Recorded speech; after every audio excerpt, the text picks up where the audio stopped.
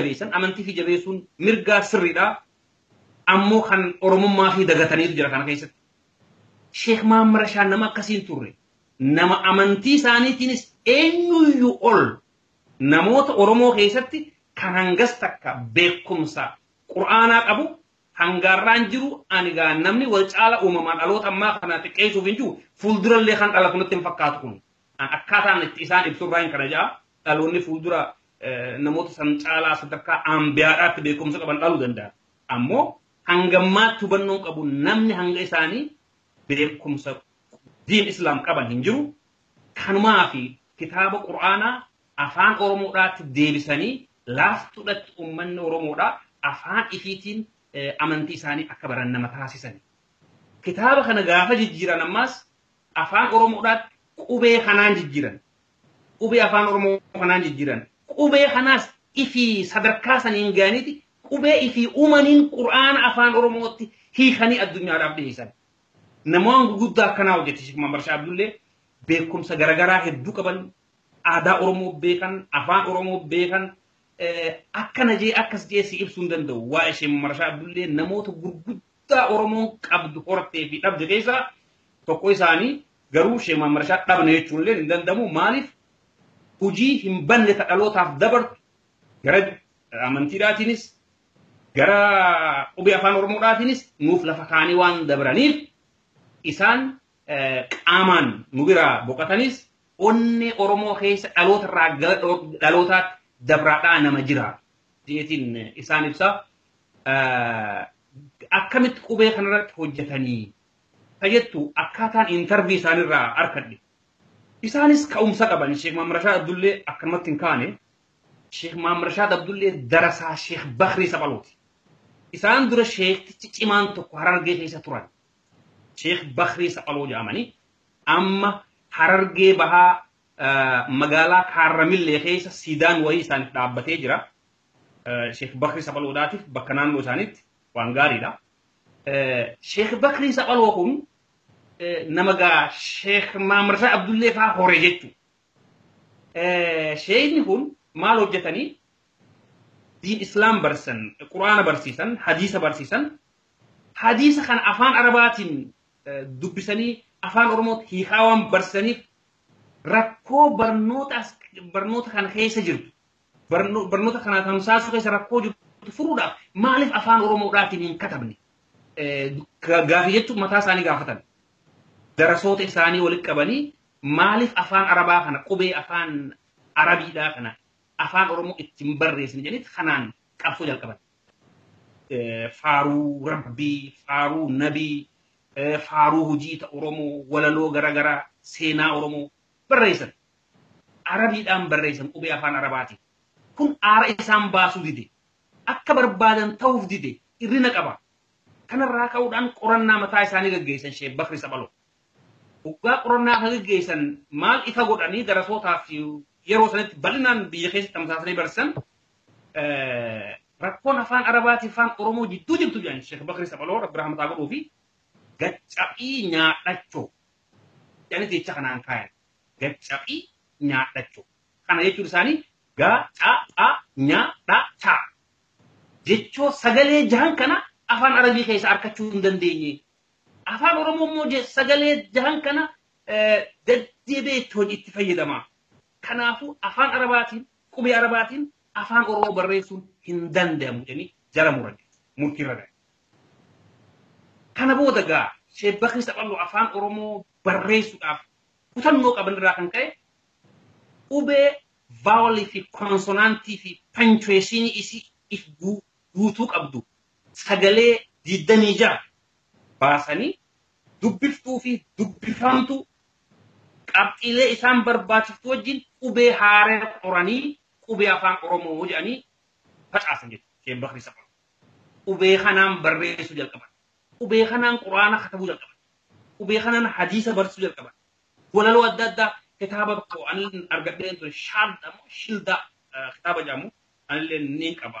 Amma yeroo gabree jiru maqaan isaa woma kasiiti irraa osoo hin qophaa'in atattamatti karaarraa buttee istuudiyoo nagalchite kanaafi. Yeroo biraa immoo baasetiin kitaaba akkasii garsiisaa qorinaa soinaa kitaaba kana hunda barreessanii qubee akkasii uuman.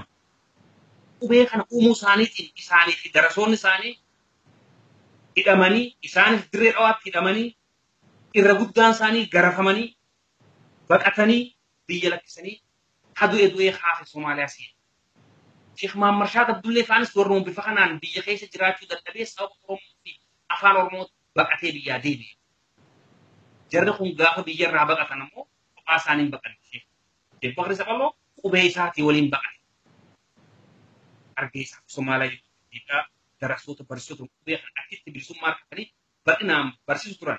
Amma gaa namni cimaan tokko mul'ate jechuudha. Sheekh Muhammad Rashaad Abdullee qubeen Arabaa akkan taane irra ga'anii jiran. Qubeen Ingiliizidhaatis bifuma fakkaataan rakkoo akka qabdu kan Sheekh Bakri Saqaloo amansiise Sheekh Muhammad Rashaad Abdullee. Maaliif inni afaan lachuu waan barate. Kanaafuu maal haa goonu? Qubeen afaan Oromoo haareen uumame kunis short comings hedduu qabu. Mataa isaa. Kan duraati Oromoon uummata teekinooloojii gahaa fi qabeenya gahaa qabaachuu dhiisi bilisummaa mataa isaa ta'uu hin qabne. Kanaaf qubee isaanii kana sooftooriitti uumanii addunyaadhaan afaan tokkorraa kaanitti akka wal jijjiiraa deemu godhuun Oromoon kabaroo sitti hin qabu humnaatti hin qabu. Akka Somaaliyaatti yoo qubee laatiin tana fudhannee itti hojjetanne osoo yaada jiru kaase Sheekh Muhammad Rashaad Abdullee kana fudhatee Al-Azharitti qoratee Masriitti Somaaliyaa deddeebi'aa ture wal quunnamtii namoota hedduudhaan qabanii qubee kana bifa kanaan lafa kaa'e. Isa qofaa miti.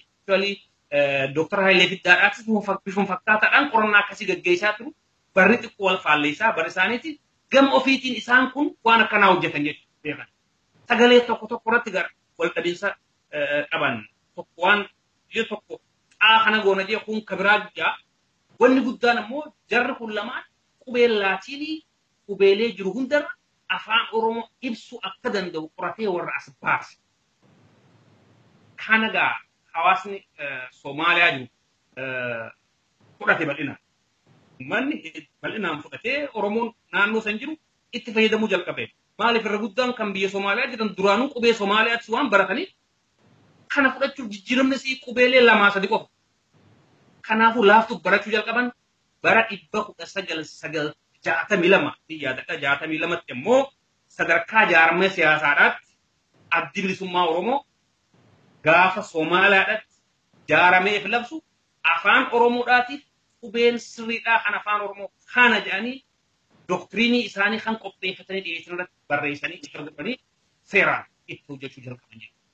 Akka dhaggeeffatanii duraa waliin faalleessine warri addi bilisummaa Oromoo 1974 Finfinneedha jiruu fi 62 jiru garaagarummaa mataa isaanii waan qabaniif san keessan seennu warra Moqdishootti 62 jalqabee jechuudha abaa'oo duraa jechuudha ganamaa jechuudha isaan fudhatanii biyyaan seenan hanga 90 biyyaan seenanii abaa'oon lama daagaa immoo fudhateetu chaartar keessatti hatattamat akka hojiirra oolu warri goosee isaanii seenaa keessatti waan akkasii gara jaarmayaatiinis hojjetamee jira. Akka namootaatti immoo Profeesar Dr. Sheekh Muhammad Rashaad Abdulleedhaatii fi Dr. Hayilee Fiddaa seenaan hin irraanfatu isaanii yoomiyyuu taanaan. Isaan qofa osoo hin ta'in Onesimas Nasiibis ni jira abbaa magaalaa jedhamu isaan nama Wallaggaati. Baayibilii maxaafa qulqulluu afaan Oromoodhaaf deebisanii jiran qubeen ittiin fayyadaman illee qubee saabaa ta'u jijjiiranii jiran. Kunis jalqaba guddaa qaabsiisa. Kanarratti kitaabni sun illee guuramee gubamuu fi rakkoo mudatan isaanis namni afaan Oromoo kaase rakkoo waan mudatu.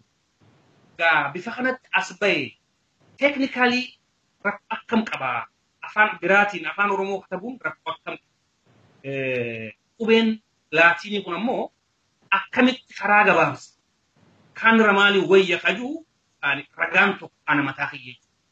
Maaliif osoo qubeen afaan Oromoo sirnaan seeraan hojiirran oolin biyya keessatti afaan Oromoo irra hojjechaa waan hin tureef reediyoorra gaafa san qubee saabaatiin barreessineet afaan Oromoodhaaf hin dubbisu. Hangam takka rakkisaa akka ta'e dammaqaatis uuma kanatti qolee kan dhamuun ooltu quba qabda jechuudha. Fakkeenyaaf alayaa dhaggeeffatoota torbaaniin gama istuudiyoo teenyaa dhuftu dhiyeessu ture. Maaliif namni kun qubee saabaadhaatiin kan qubee saabaa tanaa sirriitti hin katabnee jira. Yaada isaa hoggoo katabee si kenne sentensi dawali lalte maal jechuu fedheetti rakkatti harkatta malee qubee waliif fiddee jecha dubbisuu hin dandeessu afaan saabaadhaatiin. Maaliif afaan saabaa barra by the way afaan Oromoo taliguudhiisi afaan Amaaraatu irratti hin barreessu bara kan hubattanii jirtanii.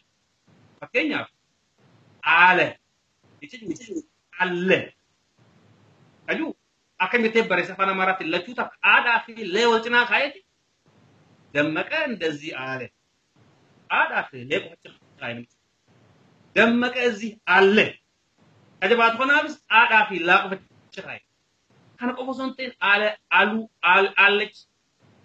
አለች አፋኑ አማራ ሰኑ ላቲራቱ ይረይብ ተሳባራ ታባ አለ የቱራ አለማፊ ላተቆፊ ኤቶቆጭ አለ ጋበዱሞ አለማፊ ላለማፊ ኤቱ ብራካይ አለጎ ከናቡ ኢሳኑ ማፉ ከነጥ ሶፋ የደመን ይራው ያደቱ አኒ ፈከኛ ባቆዱ ድብሱ ነመቆዱ ደደፍ ድብሱ ኤስ ረመዳን ረኮማሌ ነመ ድብሱ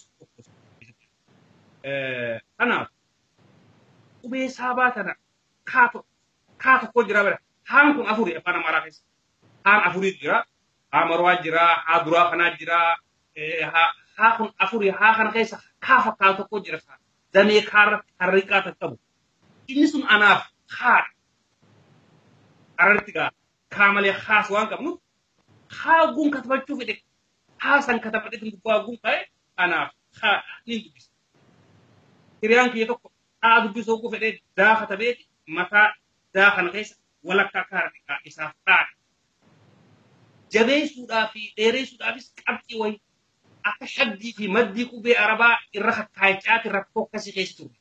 Akkuma dhuftetti kan rakkoo tan uffatte qubee afaan Oromoo taati. Gaa yeroo hangam takka akka qabduu fi nuuqoo dambii akkuma damma qaasilaa hedduu haasoo